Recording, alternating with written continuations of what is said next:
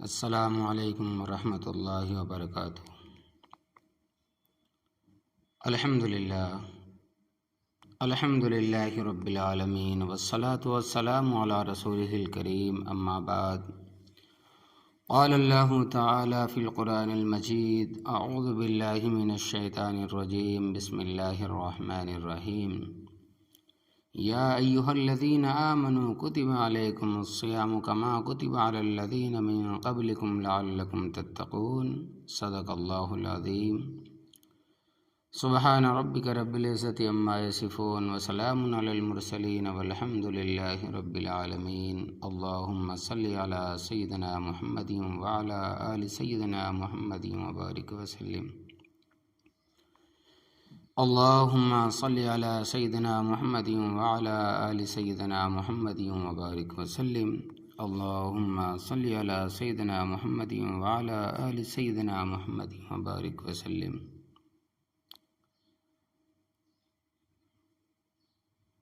آج جمعہ کا دن 1 مارچ 2024۔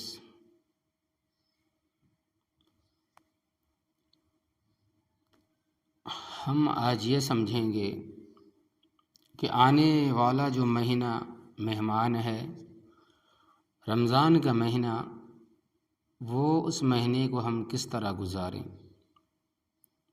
یا پھر ہم اس کی تیاری کیسے کریں۔ اسی طرح سمجھے کہ رمضان کا بابرکت مہینہ شروع ہونے والا ہے۔ رمضان کا بابرکت مہینہ شروع ہونے والا ہے، جس میں خدا کی رحمتیں اس کے بندوں کی طرف متوجہ ہوتی ہے۔ جو وقت جتنا قیمتی ہوتا ہے اور جو چیز جتنی گراں قدر ہوتی ہے، جتنی مہنگی ہوتی ہے، اسی قدر اس کی حفاظت اور اس کے حقوق کی رعایت بھی ضروری ہوتی ہے۔ ریت کے تھیلے سر راہ رکھ دیے جائیں، ریت کے تھیلے راہ کے بیچوں بیچ رکھ دیے جاتے ہیں، اور سونے کا ایک چھوٹا سا ٹکڑا بھی محفوظ مکان اور محفوظ جگہ میں رکھا جاتا ہے۔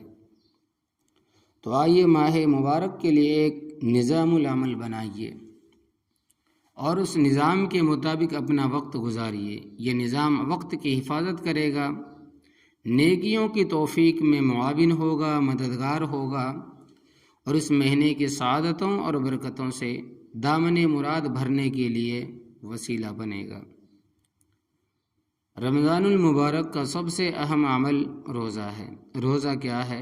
خدا سے محبت اور اس کی خوشنودی کے لیے سب کچھ قربان کر دینے کی تربیت، اس بات کا اظہار کہ وہ رب کی چاہت کے آگے نفس کی چاہت کو قربان کر دے گا۔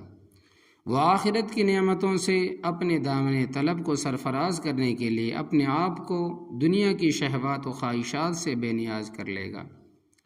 وہ اپنے نفس کے سرکش اور تیز گام گھوڑے کو اپنے قابو میں رکھے گا، کیونکہ دنیا کی تمام لذتیں معدہ اور نفسانی جذبات کے ارد گرد گھومتی ہے۔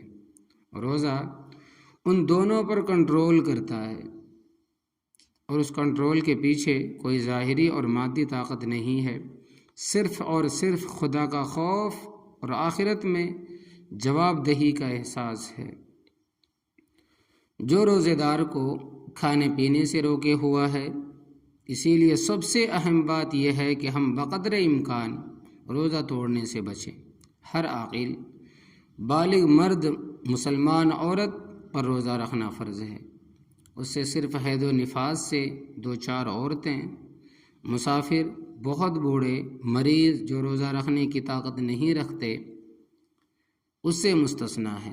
اگر ان اعذار کے نہ ہونے کے باوجود کوئی شخص روزہ توڑے تو سخت گنہگار ہے، اور اتنا بڑا محروم ہے کہ ارشاد نبی صلی اللہ علیہ وسلم کے مطابق اگر رمضان المبارک کے ایک روزے کا بدلہ سال بھر بھی روزہ رکھتا رہے تو اس ایک روزے کے توڑنے کی تلافی نہیں ہو سکے گی، اس کی تلافی اور بھرپائی نہیں ہو سکے گا۔ اس لیے کسی شرعی عذر کے بغیر روزہ توڑنے سے پوری طرح پرہیز کرنا چاہیے۔ رمضان المبارک کا جو دوسرا عمل ہے وہ نماز تراویح کا اہتمام ہے۔ رسول اللہ صلی اللہ علیہ وسلم نے چند دنوں مسجد نبوی میں یہ نماز ادا فرمائی ہے۔ پھر اس اندیشے سے مسجد میں آپ صلی اللہ علیہ وسلم نے نماز پڑھنا چھوڑ دیا کہ کہیں یہ نماز میری امت پر فرض نہ ہو جائے۔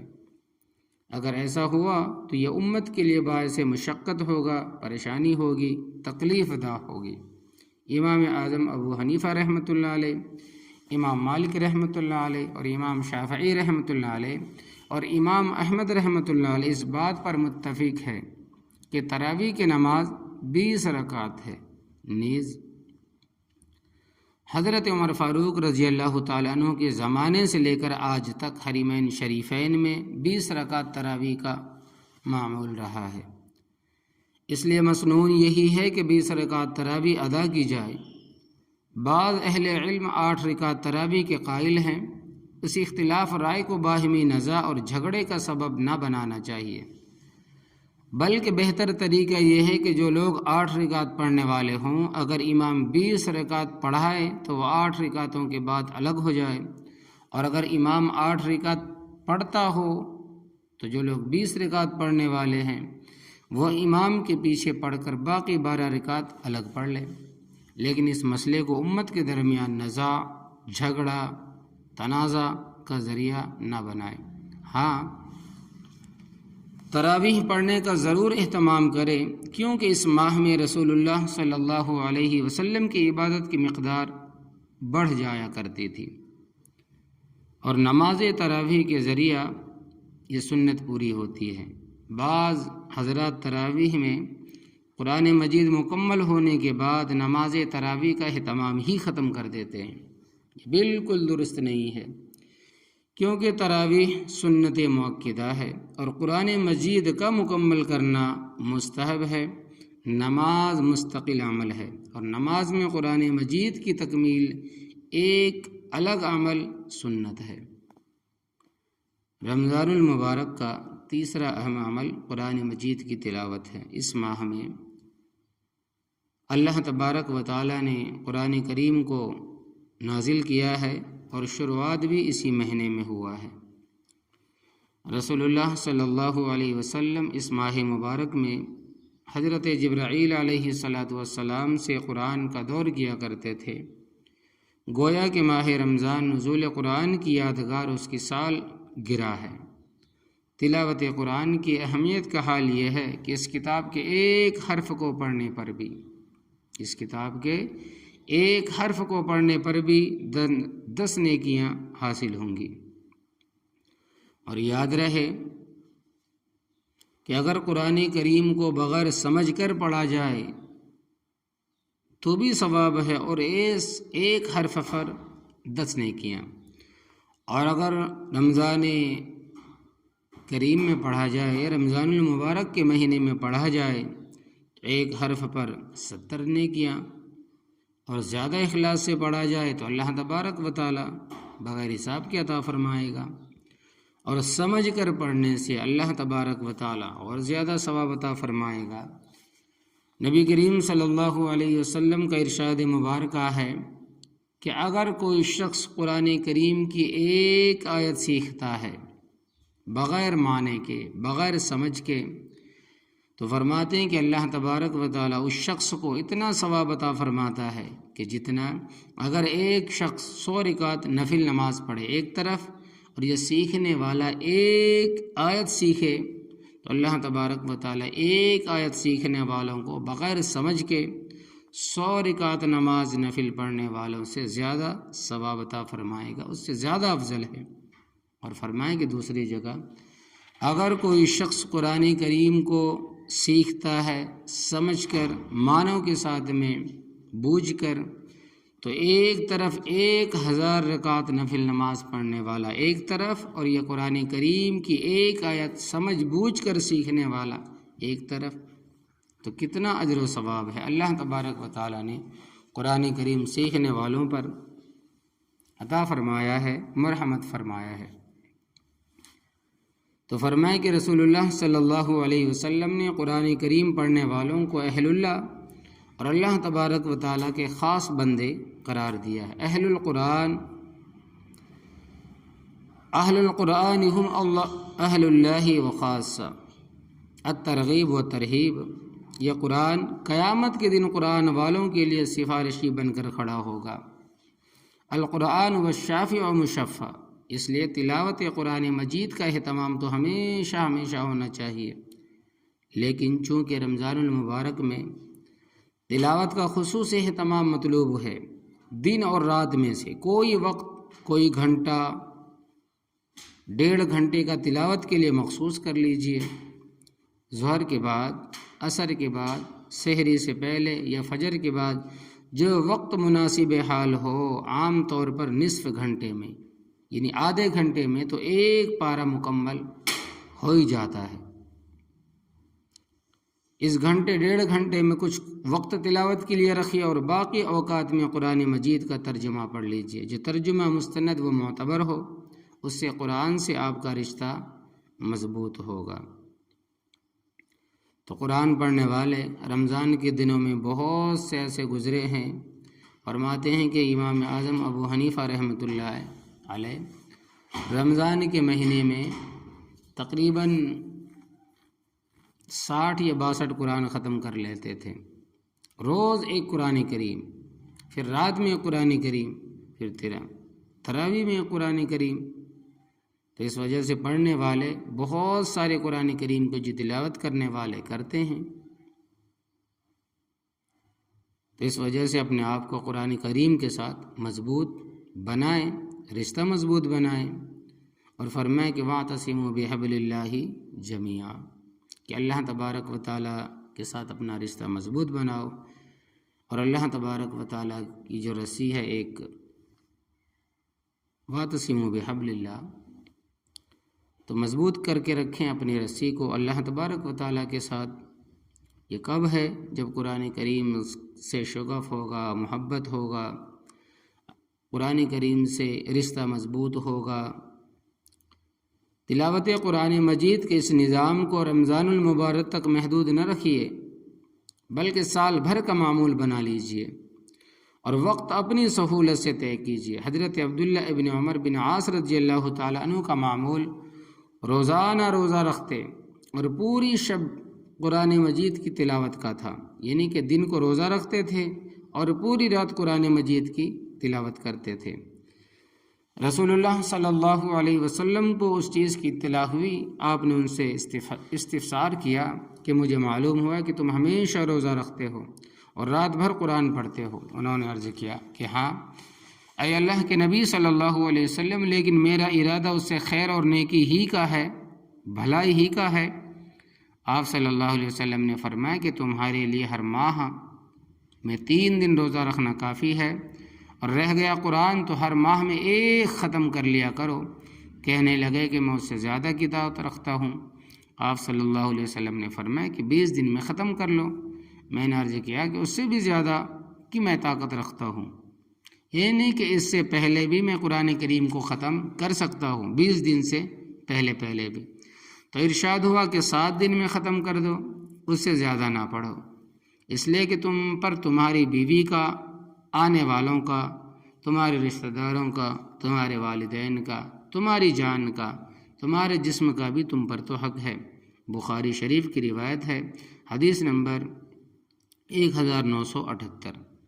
مسلم حدیث شریف میں بھی روایت ہے 1168، اور بخاری شریف میں 1978۔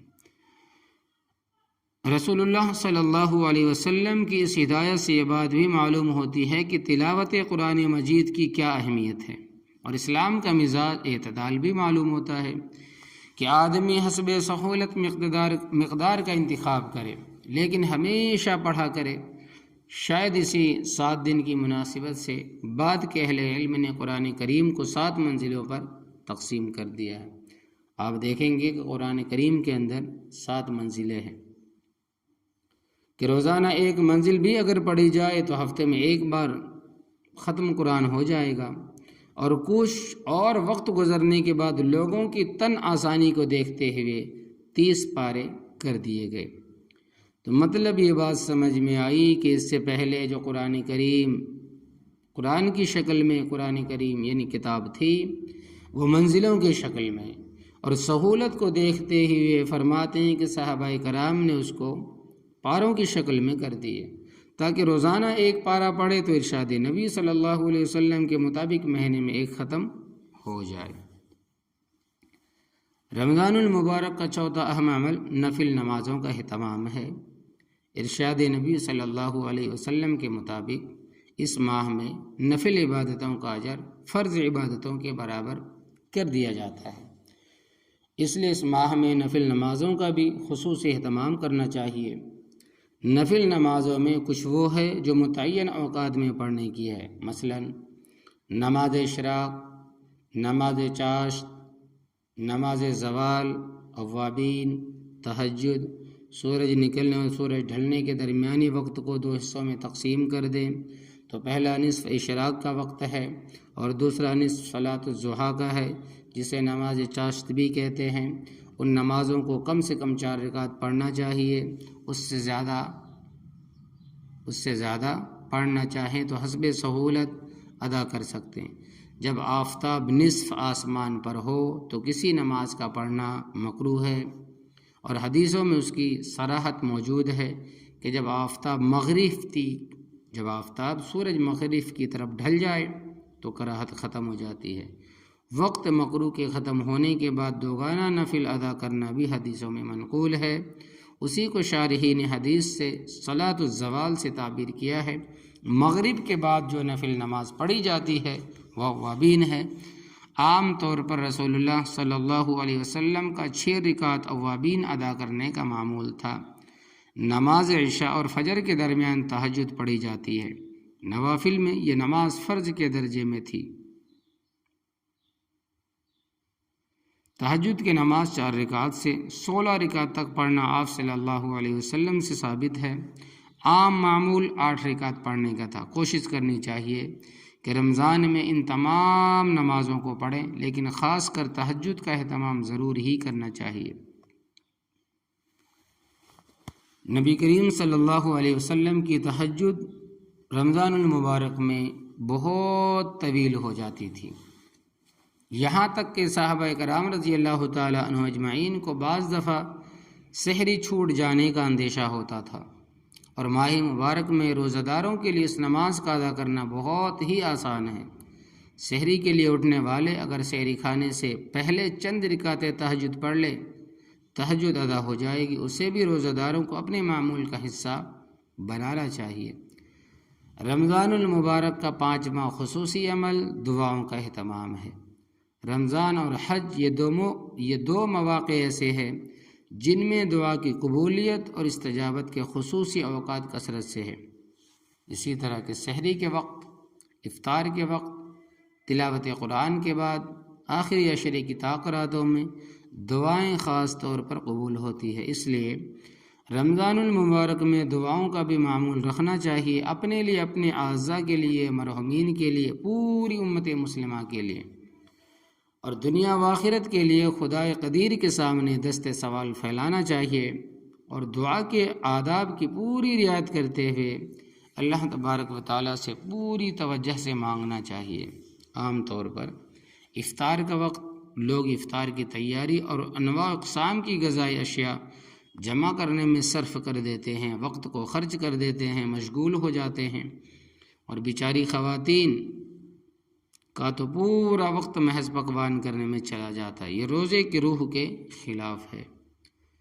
رمضان المبارک میں خاص طور پر انفاق کی ترغیب دی گئی ہے۔ انسان جب خود بھوکا اور پیاسا رہتا ہے تو دوسرے فاقہ کشوں کی بھوک و پیاس کا احساس بڑھ جاتا ہے۔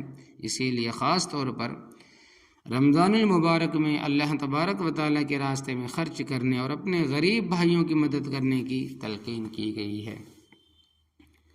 حضرت عائشہ رضی اللہ تعالی عنہا سے مروی ہے کہ رمضان المبارک میں آپ صلی اللہ علیہ وسلم کا انفاق تیز ہوا سے بھی زیادہ ہو جاتا تھا، یعنی کہ اتنا خرچ کرتے تھے کہ تیز و تند ہوا سے بھی زیادہ نبی کریم صلی اللہ علیہ وسلم خرچ کرتے تھے۔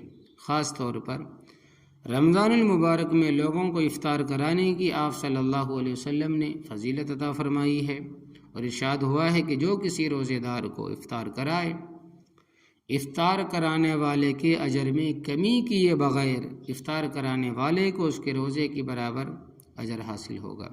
عام طور پر محترم حضرات، بزرگان دین، یہ بات دیکھی جاتی ہے کہ لوگ سیاسی لیڈروں کو، بڑے تاجروں اور کاروباروں کو اور سماج کے خوشحال لوگوں کو افطار پر مدعو کرتے ہیں، یعنی بڑے بڑے لیڈروں کو، بڑے بڑے تاجروں کو، بڑے بڑے کارخانداروں کو اور سماج کے خوشحال لوگوں کو افطار کے وقت دعوت دی جاتی ہے، مدعو کیا جاتا ہے، اور خود ان کے پڑوس میں جو غریب اور مفلوق الحال لوگ ہوتے ہیں ان کو بھی پوچھتے تک نہیں بیچارے۔ یہ اسلامی تعلیمات کی روح اور افطار کے سلسلے میں جو ترغیب دی گئی ہے اس کے مقصد کے خلاف ہے۔ دعوت افطار سبوں کو دی جا سکتی ہے، مسلم ہو یا غیر مسلم، دولت مند ہو یا غریب، لیکن جو غربا ہو ان کو ترجیح دینا چاہیے اور انہیں خاص طور پر مدعو کیا جانا چاہیے۔ رسول اللہ صلی اللہ علیہ وسلم نے ولیمے کے بارے میں فرمایا کہ بدترین ولیمہ وہ ہے۔ نبی کریم صلی اللہ علیہ وسلم نے فرمایا ولیمے کے بارے میں کہ فرمایا کہ بدترین ولیمہ وہ ہے جس میں مالداروں کو بلایا جائے اور غریبوں کو نظر انداز کر دیا جائے۔ آپ صلی اللہ علیہ وسلم کی یہ تعلیم صرف ولیمے کے لیے مخصوص نہیں تھی، بلکہ اس کا مقصد اس دین کے مزاج و مذاق کو بتانا اور زندگی کے تمام مواقع پر اس کو اصول بنا کر برتنا ہے۔ یہ ہے روزہ داروں کے لیے رمضان المبارک کا نظام العمل۔ اس کے ساتھ ساتھ یہ بھی ضروری ہے کہ روزہ دار اپنے آپ کو ہر طرح کے گناہ سے بچائے، اور بالخصوص زبان کے گناہوں، غیبت، بہتان تراشی، جھوٹی گواہی، جھوٹی قسمیں، گالم گلوچ وغیرہ سے یہ روزہ کو ضائع کر دیتے ہیں۔ رسول اللہ صلی اللہ علیہ وسلم نے روزہ رکھنے اور ان گناہوں سے نہ بچنے والے کے بارے میں فرمایا کہ انہیں محض بھوک و پیاس ہی حاصل ہوتی ہے۔ کہ آئیے ہم اپنا جائزہ لیں کہ کیا ہم رمضان المبارک کا مہینہ اس نظام عمل کے مطابق گزارتے ہیں؟ اگر نہیں تو اس سال رمضان کا مبارک مہینہ اسی نظام کے مطابق گزارنے کی کوشش کریں گے۔ اللہ تبارک و تعالی ہمیں رمضان المبارک کی قدردانی کی توفیق دے اور اس رمضان کو ہماری زندگی کا سب سے بہترین رمضان بنائے۔